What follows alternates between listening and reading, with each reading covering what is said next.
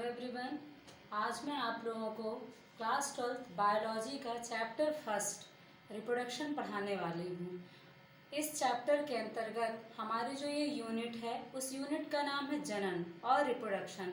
इस चैप्टर के अंतर्गत 4 लेसन आएंगे जिन्हें मैं आप लोगों को वन बाय वन आगे बताती चलूँगी। इस चैप्टर को शुरू करने के पहले मैं आप लोगों को कुछ बेसिक कॉन्सेप्ट क्लियर करना चाह रही हूँ। जैसे आप सब जो हैं तो क्लास 11 फाइट करके ही आए हुए हैं, तो आप लोगों को पता है कि हम जीव विज्ञान के स्टूडेंट हैं। तो हमको सबसे पहले ये जानना ज़रूरी है कि आखिर जीव विज्ञान है क्या, जीव विज्ञान का प्रयोग किस सन में किया गया, जीव विज्ञान का प्रयोग किस वैज्ञानिक ने किया और जीव विज्ञान के पिता कौन हैं। तो हम सबसे पहले आप लोगों को जीव विज्ञान के बारे में बताते हैं। तो जीव विज्ञान जो है वो जीव विज्ञान की डिफिनीशन हम ये कह सकते हैं कि जीवधारियों का अध्ययन करना ही क्या कहलाता है, जीव विज्ञान। जीव विज्ञान ग्रीक भाषा के 2 शब्दों से मिलकर बना है। The first one letter is bio और the second one is logos. Okay, तो जो फर्स्ट वन लेटर है लाइफ मतलब जीवन, ठीक है, और जो लॉगस है इस लॉगस का अर्थ होता है स्टडी, मीन्स टू अध्ययन करना।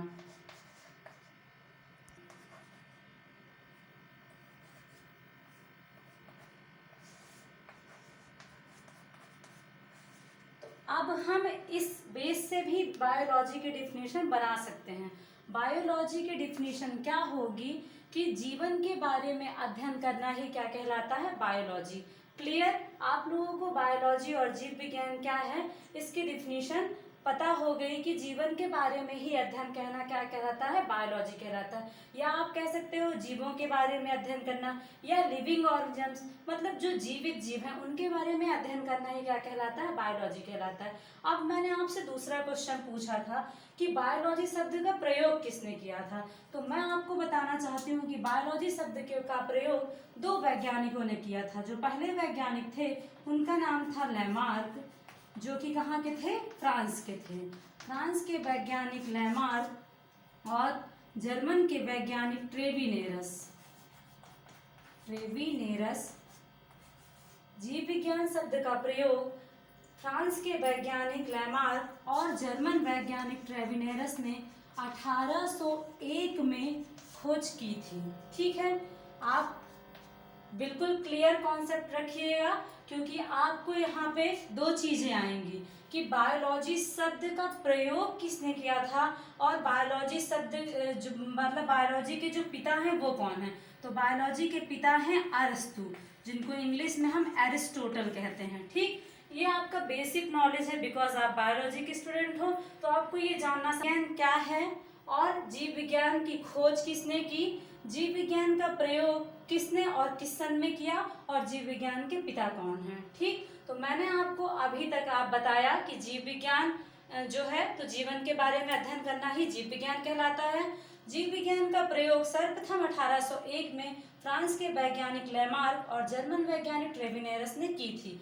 फिर मैं आपको जो सबसे इम्पॉर्टेंट पॉइंट बता रही हूँ जिसको हम एग्जाम के व्यू से ले सकते हैं, अगर आप कोई भी प्रिपरेशन कर रहे हैं तो उस प्रिपरेशन में भी आपकी ये क्वेश्चन आ सकता है कि जीव विज्ञान के पिता कौन हैं, who is the father of biology. तो आप आराम से बता सकते हैं कि अरस्तु, ठीक, जिन्हें हम इंग्लिश में एरिस्टोटल पढ़ते हैं।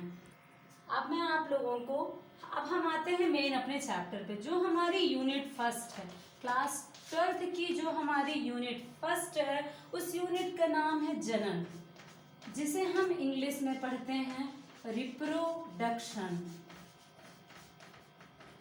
आप सब इस नाम से जो है तो मिल चुके हैं कब, 11th क्लास में, जब हमने आप लोगों को सजीवों के लक्षण के बारे में बताया था। तो उस समय पे ये भी क्या था, एक प्रकार का कैरेक्टरिस्टिक था किसका, लिविंग ऑर्गेनिज्म्स का। ठीक, कि जो लिविंग ऑर्गेनिज्म्स होते हैं वो रिप्रोडक्शन करते हैं।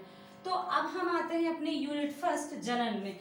इस यूनिट के अंतर्गत हमारे 4 लेसन आएंगे। ठीक, तो जो हमारा चैप्टर फर्स्ट है उस चैप्टर का नाम है जीवों में जनन, जीवों में जनन, रिप्रोडक्शन इन ऑर्गेनिज्म।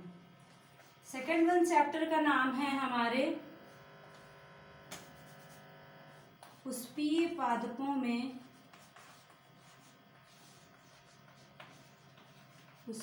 पादपों में लैंगिक जनन।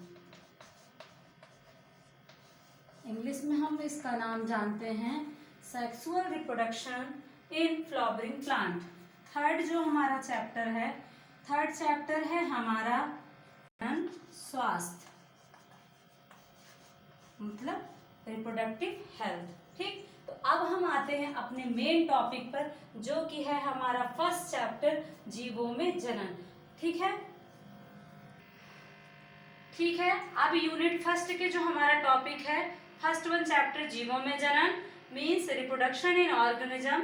सेकेंड वन चैप्टर इज पुष्पीय पादपों में लैंगिक जनन, sexual reproduction in flowering plant. Third chapter है मानव जनन means human reproduction, and the fourth one chapter is जनन स्वास्थ्य, मतलब रिप्रोडक्टिव हेल्थ। अब मैं वन बाय वन आपको वीडियो देती जाऊंगी, आपको कंटिन्यू मेरे वीडियो को सुनना है और मैं आपको ये सभी चैप्टर्स पढ़ाऊंगी।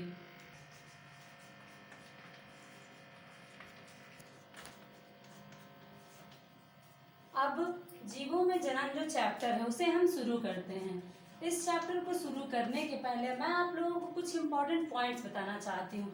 इस चैप्टर के अंतर्गत हम जिन चीज़ों को पढ़ेंगे उसके बारे में मैं आपको शुरू में ही बताना चाहती हूँ कि हम सबसे पहले पढ़ेंगे जीवन अवधि के बारे में, कि आखिर जीवन अवधि या लाइफ स्पैन है क्या। उसके बाद हम चैप्टर तो पढ़ रहे हैं जनन, तो क्या हमको जानना जरूरी नहीं है कि जनन है क्या।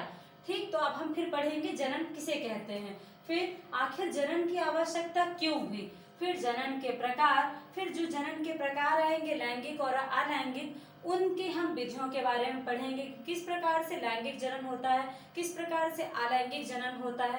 ठीक, तो हम वन बाय वन आपको इन सभी के बारे में पढ़ाते हैं। तो सबसे पहले हम जो टॉपिक स्टार्ट करते हैं वो है हमारा जीवन अवधि, जिसे इंग्लिश में हम कहते हैं लाइफ स्पैन। तो किसी भी जीव का जन्म से लेकर किसी भी जीव का जन्म से लेकर उसकी प्राकृतिक मृत्यु तक के समय को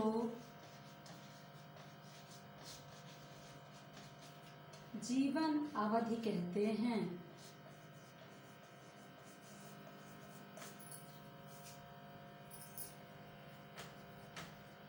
जीवन अवधि कहते हैं, इसे हम इंग्लिश में भी डिफाइन कर सकते हैं, the period of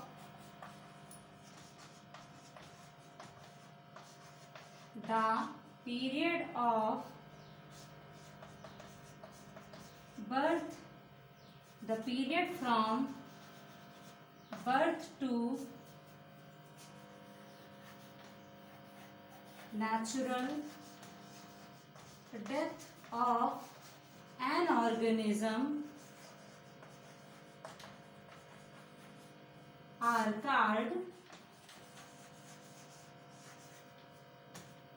life span. Clear? मैं आपको जीवन अवधि या लाइफ स्पैन के बारे में पढ़ा रही हूँ। तो जीवन अवधि क्या है? किसी भी जीव का जन्म से लेकर उसकी प्राकृतिक मृत्यु तक के समय को हम क्या कहते हैं? जीवन अवधि कहते हैं। इंग्लिश में हम इसी डिफिनेशन को कह सकते हैं कि the period from birth to natural death of an organism are called life span. जैसे कि कुछ हम एग्जाम्पल आप लोगों को बताने वाले हैं, जैसे तोता की जो नेचुरल अवधि होती है वो 140 वर्ष होती है। अब इनकेस बीच में अगर उसकी डेथ हो जाती है, उसका कोई शिकार कर लेता है, तो उसे हम एक्सीडेंटल डेथ मानेंगे। ओके, उसके बाद मनुष्य का, तो मनुष्य का हम एक आंकड़ा लगा सकते हैं कि 75 से लेकर 100 वर्ष हम मान सकते हैं कि मनुष्य की जीवन अवधि होती है। इन केस बीच में अगर किसी को भी कुछ भी होता है तो वो उनके एक्सीडेंटल डेथ मानी जाएगी। ठीक है। लेकिन जो नेचुरल डेथ है वो 75 to 100 ईयर ही मानी जाएगी। इसके अलावा और भी बहुत सारे एग्जाम्पल हैं जो आपके एनसीईआरटी बुक में दिए गए हैं, आप लोग उसमें से देख लेंगे। अब सेकंड जो मैंने आपको इम्पोर्टेंट पॉइंट से बताया था वो जनन की परिभाषा के बारे में बताया था कि मैं आप लोगों को जनन की परिभाषा बताऊंगी। ठीक, तो जनन किसे कहते हैं? अपने समान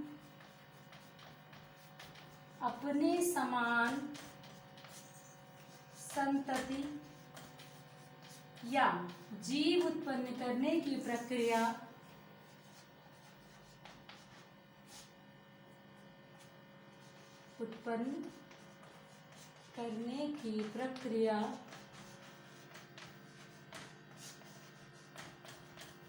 जनन कहलाती है।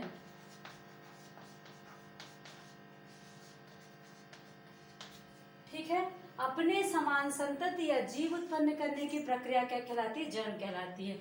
मतलब कि हम क्या ये कह सकते हैं, जैसे मान लीजिए कोई आम का पौधा है, वो आम का पौधा अपने खत्म होने के पहले और भी कई सारे आम के पौधे तैयार कर जाता है, तो यही प्रक्रिया क्या होती है? निरंतर चलती रहती है। यही क्या कहलाता है? जनन कहलाता है। मतलब आम के पौधे ने अपने ही समान किसी और संतति को जन्म दिया। सेम एज सेम हम मनुष्यों में भी यही प्रक्रिया होती है कि हम ही अपने समान संतति को क्या करते हैं? जन्म देते हैं, जिससे आगे फिर नई संतति उत्पन्न होती है। अगेन फिर ये प्रोसेस कंटिन्यू क्या होती है? चलती रहती है। फिर उसके बाद हम आपको बताएंगे कि आखिर जनन की आवश्यकता क्यों पड़ी। जनन की आवश्यकता क्यों पड़ी? तो जनन की आवश्यकता के लिए हम कह सकते हैं कि जीवों में जो निरंतरता है, जो कंटिन्यूटी है, जीवों में निरंतरता को बनाए रखने के लिए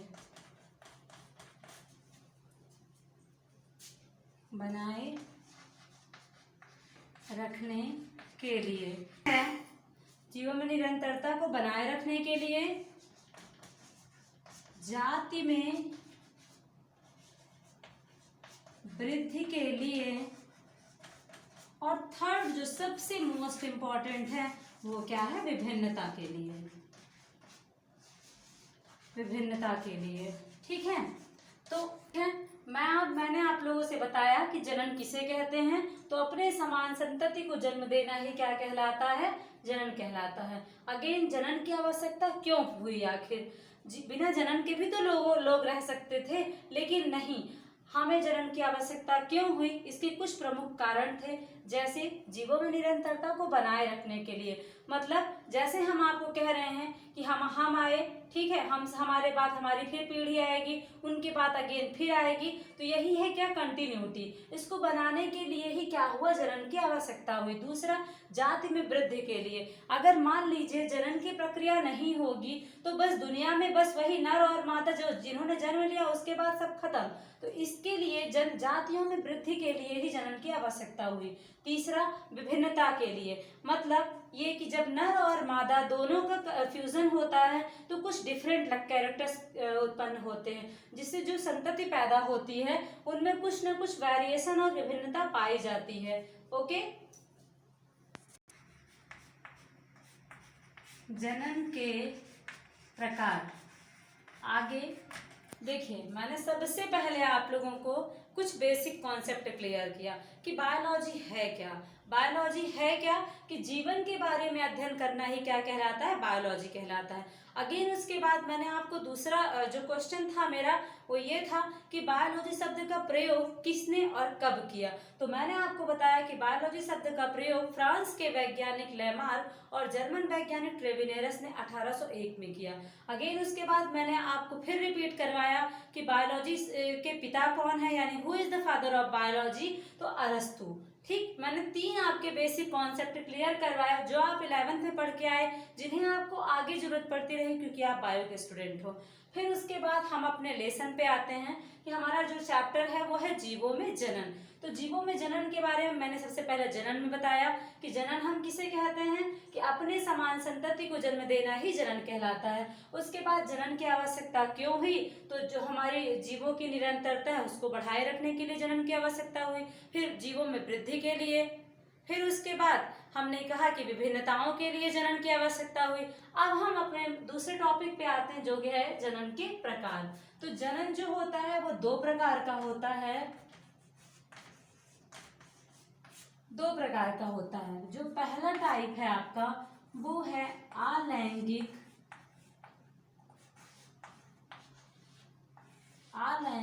जनन, जिसे हम इंग्लिश में कहते हैं एसेक्सुअल रिप्रोडक्शन।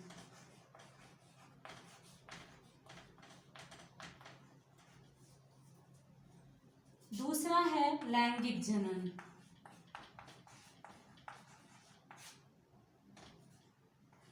लैंगिक जनन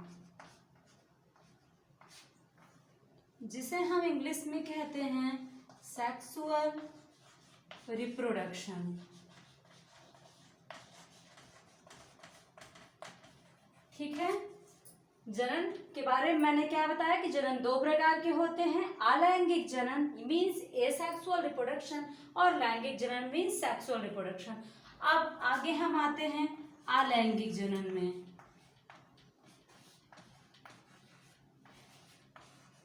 अलैंगिक जनन, तो अलैंगिक जनन क्या कैसे प्रकार के जनन होते हैं कि ऐसे जनन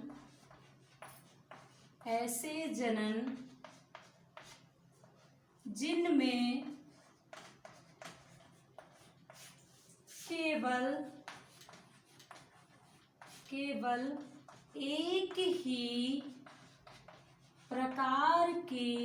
केवल एक ही प्रकार के जनक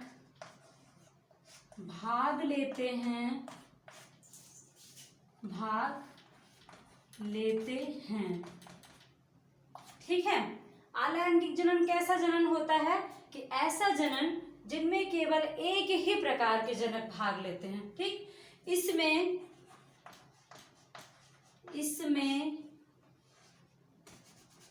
लिंग का भेद नहीं होता। ठीक है, इसमें लिंग का भेद नहीं होता। मतलब ये हम बता रहे हैं आपको कि अलैंगिक जनन जो होता है उसमें केवल एक ही प्रकार के पेरेंट्स भाग लेते हैं, चाहे वो मेल हो या चाहे वो फीमेल हो, दोनों का फ्यूजन नहीं होता है। ओनली वन टाइप का जो भी आपका हम कह सकते हैं कि जो भी एसेक्सुअल में जो भी प्रकार के जनक जो भाग लेंगे वो सिर्फ एक ही प्रकार के होंगे, या तो वो नर होंगे या वो मादा होंगे। ठीक है, इसी कारण इन्हें हम क्या कहते हैं, इसी कारण इनसे उत्पन्न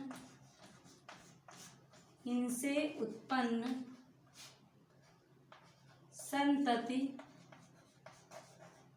को क्लोन कहते हैं। क्या कहते हैं? क्लोन कहते हैं। इसी कारण इनसे उत्पन्न संतति को हम क्लोन कहते हैं। अब क्लोन का मतलब तो आप जानते होंगे ना, जो कि हूबहू एक दूसरे से क्या हो, नकल हो। ठीक है, तो अलैंगिक जनन क्या होता है कि ऐसा जनन जिनमें केवल एक ही प्रकार का जनक भाग लेता है, उस प्रकार के जनन को हम कहते हैं अलैंगिक जनन।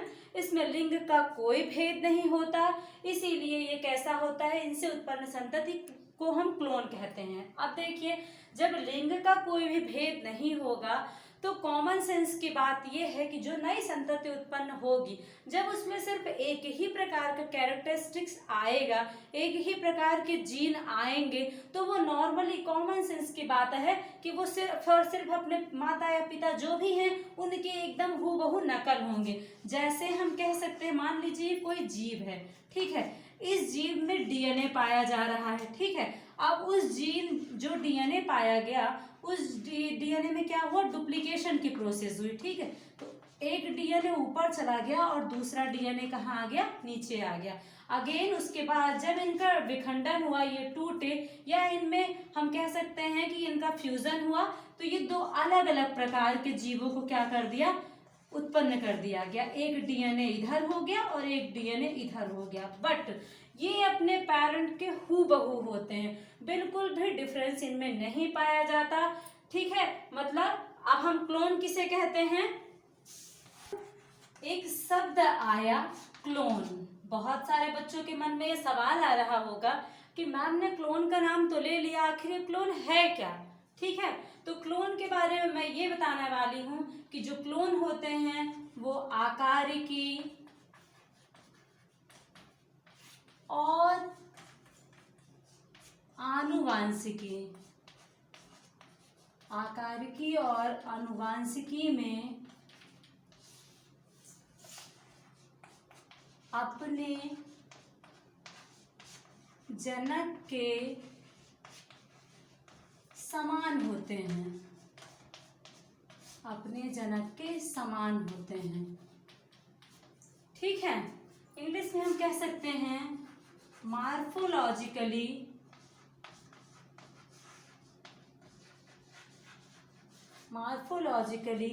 एंड जेनेटिकली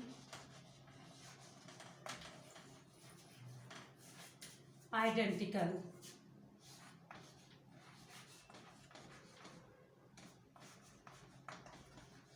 ठीक है, ठीक, जब हमने आप लोगों को अलैंगिक जनन में पढ़ाया तो अलैंगिक जनन के बारे में क्या बताया कि ये कैसे जनन होते हैं, कि इस प्रकार के जनन में केवल एक ही प्रकार की संतति, एक ही प्रकार के जनक भाग लेते हैं, इनमें लिंगों का भेद नहीं होता, इसी कारण इनसे जो उत्पन्न संतति होती है उसे हम क्या कहते हैं, क्लोन कहते हैं। अब जब क्लोन शब्द आया तो हम थोड़ा सा क्लोन के बारे में भी जान लेते हैं कि आखिर क्लोन है क्या।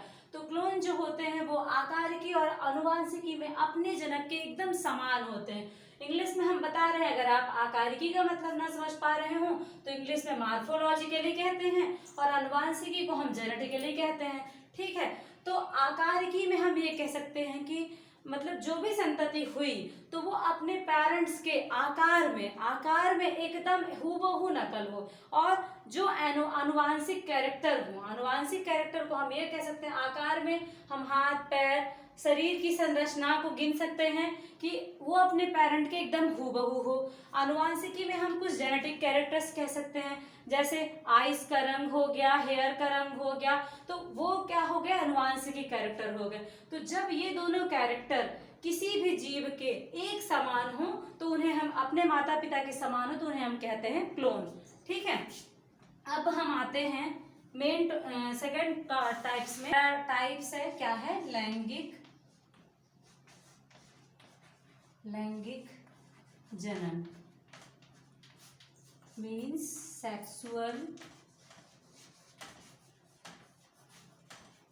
रिप्रोडक्शन। ठीक है, अब लैंगिक जनन के बारे में, अलैंगिक के बारे में तो आप समझ ही गए होंगे कि जिसमें एक ही प्रकार के पेरेंट्स हो, वो हुआ अलैंगिक जनन। अब इसमें ऐसा है कि ऐसा जनन जिसमें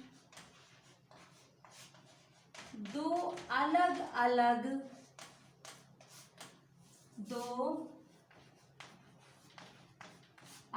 अलग प्रकार के जनक भाग लेते हैं,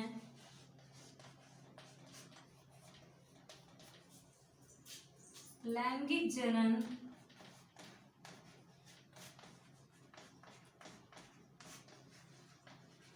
कहलाता है। इसमें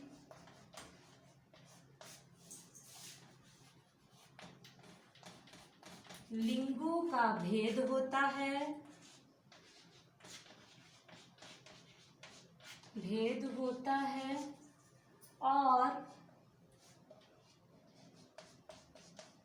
और इससे उत्पन्न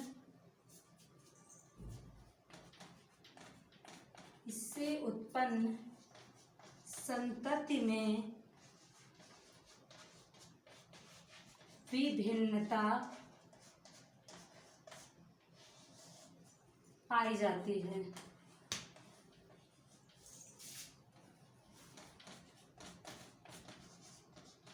ठीक है, लैंगिक जनन क्या है कि ऐसा जनन जिसमें दो अलग अलग प्रकार के जनक भाग लेते हैं लैंगिक जनन कहलाता है। इसमें लिंगों का भेद होता है और इससे उत्पन्न संतति में विभिन्नता पाई जाती है। ठीक, अब मैं आगे है लैंगिक जनन की डिफिनेशन मैंने आपको क्या बताई कि इस प्रकार के जनन में दो अलग अलग प्रकार के जनक भाग लेते हैं। इस जनन में लिंगों का भेद पाया जाता है और इसी प्रकार के जनन में विभिन्नताएं पाई जाती हैं। इनसे उत्पन्न संततियों में विभिन्नताएं पाई जाती हैं। ठीक है, तो सबसे पहले मैंने क्या आपको बताया कि दो अलग अलग प्रकार के लिंग पाए जाते हैं। ठीक, तो फर्स्ट वन हो गया नर और दूसरा हो गया क्या, मादा। ठीक है, मेल और फीमेल। ओके, अब इस नर से क्या निकला, नर युग्मक। नर युग्मक, इन नर युग्मक को हम क्या कहते हैं, शुक्राणु। ठीक है, और मादा से क्या निकला, मादा युग्मक, जिसे हम कहते हैं क्या, अंडाणु।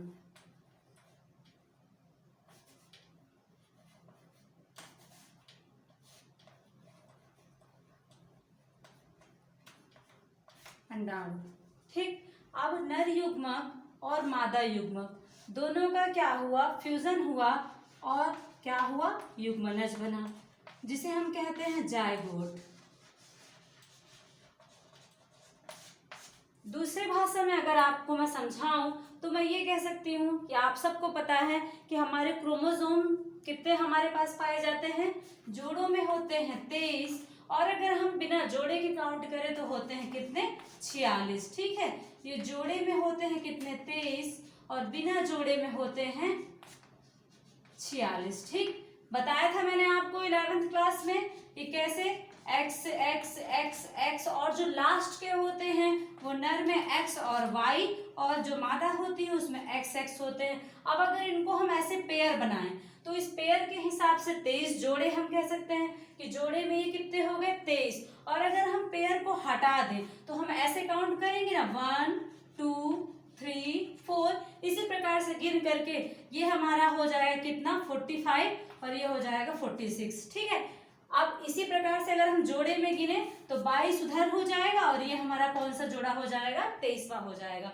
तो क्रोमोसोम्स के बारे में मैंने आप लोगों को 11th क्लास में बताया था कि हमारे जो बॉडी है उसमें कितने प्रकार के क्रोमोसोम पाए जाते हैं, तो 23 जोड़े होते हैं और 46 बिना जोड़े में होते हैं। ठीक है, जो नर का होता है वो XY लास्ट क्रोमोसोम होता है और जो मादा का होता है वो XX होता है। इसी क्रोमोसोम को हम सेक्स क्रोमोसोम भी कहते हैं, जिससे लिंग का निर्धारण होता है और जानकारी मिलती है कि नर है या मादा। ठीक है, तो हम उधर चले गए थे, टॉपिक पे आते हैं कि अगर मान लीजिए किसी नर के पास कितने हैं, 46 हैं, मादा के पास भी कितने हैं, 46 हैं। अब इस नर के जो हैं तो 23 क्रोमोसोम कहाँ आए, नर युग्मक में आए और मादा के भी 23 क्रोमोसोम कहाँ आए, मादा युग्मक में आए। ठीक है, अब इनका ठीक है, नर के जो 46 क्रोमोसोम थे उस 46 में आधे क्रोमोसोम ठीक है निकल करके आ गए 23, कहाँ पे आ गए, नर युग्मक में, और मादा के भी 23 आ गए मादा युग्मक में। अब इन दोनों क्रोमोसोम्स का क्या हुआ, फ्यूजन हुआ और 23 हो गया कितना, 46। तो अब हम कह सकते हैं ना कि आधे कैरेक्टर्स बच्चे में किसके हैं, मम्मा के, और आधे किसके हैं, पापा के। ठीक है, तो इसीलिए जैसे कि अगर हम मान लीजिए किसी फ्लावर में लेते हैं तो अगर हमने किसी भी व्हाइट कलर को रेड कलर के साथ मिक्स किया तो एक न्यू कलर जनरेट होता है और वो न्यू कलर क्या होगा, पिंक होगा। प्यारे बच्चों, वो न्यू कलर क्या होगा, पिंक होगा। ठीक, किसी भी, हमारे कहने का मतलब ये है कि जब कोई भी दो अलग अलग से, मैं आपसे ये बताना चाह रही हूँ कि जब किसी व्हाइट कलर को रेड कलर के साथ मिक्स किया हमने तो पिंक कलर आया। और भी मेरे कहने का सिर्फ मतलब ये है कि किसी दो अलग अलग प्रकार के जीन्स को जब मिक्स किया जाता है तो कुछ नया जीन बनता है। तो यहाँ कहने का मतलब मेरा सिर्फ यही है कि ये नर युग्मक और मादा युग्मक जब आपस में मिले, इनका फ्यूजन हुआ, तो यहाँ कुछ अलग प्रकार का, मैंने आपको बताया था ना जनन की आवश्यकता में कि क्यों होती है इसकी आवश्यकता, विभिन्नता के लिए। तो यही तो है वो विभिन्नता जो उनके मदर और फादर से क्या है, डिफरेंस है। ठीक, तो आज के टॉपिक में मैंने आप लोगों को जनन क्या है, पहले बेसिक कॉन्सेप्ट बताया, बेसिक कॉन्सेप्ट के बाद जनन क्या है, जीवन अवधि क्या है, जनन क्या है, जनन की आवश्यकता क्यों हुई, और जनन के प्रकार के बारे में बताया। जहाँ तक मैंने कुछ बच्चों से स्कूल में ये सवाल किया था, कुछ क्वेश्चन मैंने दिए थे बच्चों को, उन क्वेश्चंस में 2 क्वेश्चंस का आंसर तो यहीं पे है कि जनन किसे कहते हैं और जनन के प्रकार बताइए। ठीक है, आगे मैं कुछ क्वेश्चन आपसे पूछना चाहती हूँ, जिनके क्वेश्चन, उन क्वेश्चंस का आपको एक प्रॉपर तरीके से नोट्स बनानी है और उसे लिखते चलना है। तो सबसे पहले आप नोट्स में बेसिक कॉन्सेप्ट डाल करके मेरे इन 3 क्वेश्चंस को लिखिएगा। The first one question is जीव विज्ञान किसे कहते हैं। दूसरा क्वेश्चन है कि जीव विज्ञान की का प्रयोग सर्वप्रथम किसने और कब किया। और थर्ड जो क्वेश्चन है वो ये है कि जीव विज्ञान के पिता कौन हैं। ठीक है, okay, thanks for watching and listening me.